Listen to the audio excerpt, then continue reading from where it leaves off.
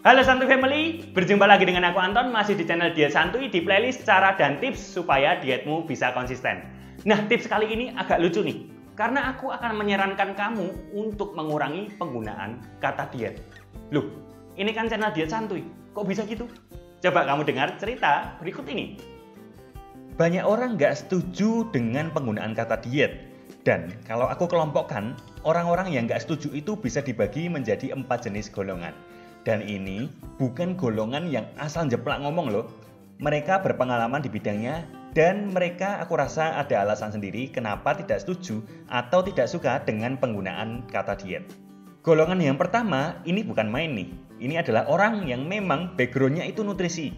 Bisa jadi dietitian ataupun nutrisionis. Luar biasa kan? Bahkan mereka yang background studinya memang ambil kuliah gizi pun tidak sedikit yang tidak setuju dengan penggunaan kata diet. Kamu bisa aja tuh search di Instagram, cari aja kata anti diet. Kamu akan menemukan banyak akun nutrisionis ataupun registered dietitian di dalamnya. Lucu kan? Kontradiktif. Dietitian yang artinya sebenarnya adalah ahli diet, itu kok bisa anti diet?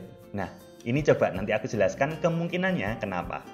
Golongan yang kedua ini biasanya aku temukan adalah orang yang backgroundnya di kalangan coach fitness ataupun personal trainernya gitu. Nah, tentunya sebagai coach fitness, banyak di antara mereka yang punya pengetahuan di bidang nutrisi juga, khususnya sport nutrition. Terlebih, klien mereka tentunya banyak yang nggak cuma sekedar ingin bugar aja, tapi ingin merubah bentuk tubuh juga. Dan mungkin saat join ke coach tersebut, itu mereka sudah mencoba jenis diet tertentu. Dan aku menemukan malah coach fitness ini sering bilang, jangan diet terus. Kok lucu ya? Padahal banyak kliennya ingin merubah bentuk tubuhnya, tapi malah dibilangin jangan diet terus. Kira-kira kenapa ayo? Golongan yang ketiga adalah orang yang support terkait konsep body positivity. Suatu konsep gerakan sosial di mana orang-orang di dalamnya diajak untuk secara positif menerima body image mereka sendiri. Body image merupakan bagaimana persepsi seseorang terhadap seberapa menarik bentuk badan mereka sendiri. Kenapa banyak orang yang menggalakkan body positivity ini tidak suka dengan kata diet? Coba ntar kita bahas juga. Tunggu dulu, kita bahas golongan keempat dulu nih.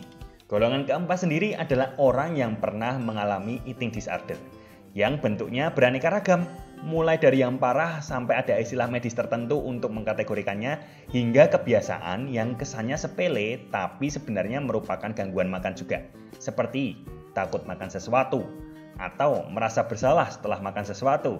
Mungkin banyak pelaku eating disorder ini juga sebelumnya berasal dari pelaku jenis diet tertentu, hingga akhirnya mereka menyadari sesuatu dan akhirnya memutuskan untuk tidak menggunakan atau mensupport kata diet lagi. Kenapa coba? Banyak orang dari 4 golongan ini yang memilih untuk tidak menggalakkan kata diet lagi. Karena sebenarnya menurutku pribadi, pemaknaan dari diet di masyarakat umum itu sudah salah kaprah dan penerapannya pun juga salah.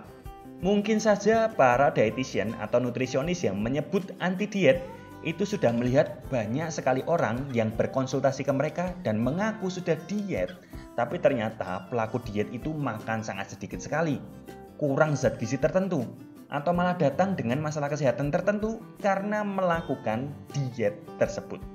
Terus gimana si fitness coach? Mungkin aja fitness coach ini bilang jangan keseringan diet karena sudah melihat banyak klien yang pemahaman dietnya itu amburadul. Sudah diet ketat tapi goalsnya nggak tercapai, ataupun berat badannya turun nanti naik lagi dan malah lebih parah. Banyak juga yang diet nggak sehat bikin performa latihannya anjlok.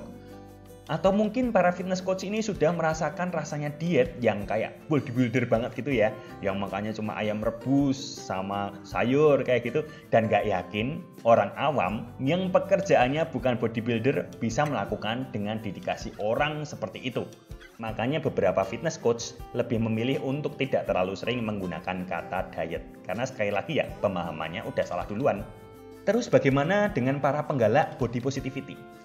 Mungkin mereka sudah bertemu banyak orang yang tidak bahagia karena menganggap bentuk tubuhnya tidak menarik dan jadi bergantung pada jenis diet tertentu dengan harapan diet tersebut bisa merubah bentuk tubuhnya dan dia bisa menjadi lebih bahagia. Sayangnya, tentunya pendekatannya tidak sesimpel itu. Bahagia bukan masalah bentuk tubuh doang. Kamu akan kaget kalau tahu banyak model ataupun influencer yang kamu rasa tubuhnya menarik pun ada yang tidak bahagia dengan bentuk tubuhnya sendiri karena sering membandingkan bentuk tubuhnya sendiri dengan bentuk tubuh orang lain, ataupun tidak bahagia karena kata orang yang mengomentari bentuk tubuh mereka. Makanya banyak dari mereka mungkin menghindari kata diet ya karena ini dikira diet jadi kurus terus bahagia. Dan bisa aja banyak orang yang mereka temui melakukan diet, sekali lagi pemahaman dietnya ngawur. Udah dietnya nggak working, nggak bahagia pula, repot. Dan terakhir, mungkin orang-orang yang pernah mengalami eating disorder itu sudah merasakan bagaimana rasanya bermusuhan dengan makanan. Bagaimana sulitnya mengeliminasi makanan tertentu dan bagaimana sedihnya mengalami binge eating alias makan kalap setelah mengikuti diet tertentu. Kamu coba lihat di komen Instagram ataupun YouTube Diet Santuy deh. Kamu akan menemukan banyak sekali komentar-komentar terkait takut makan makanan tertentu, dikira makanan tersebut bikin gendut, menyesal setelah makan makanan tertentu, dan gak mau makan makanan tertentu setelah aku bilang nilai kalorinya.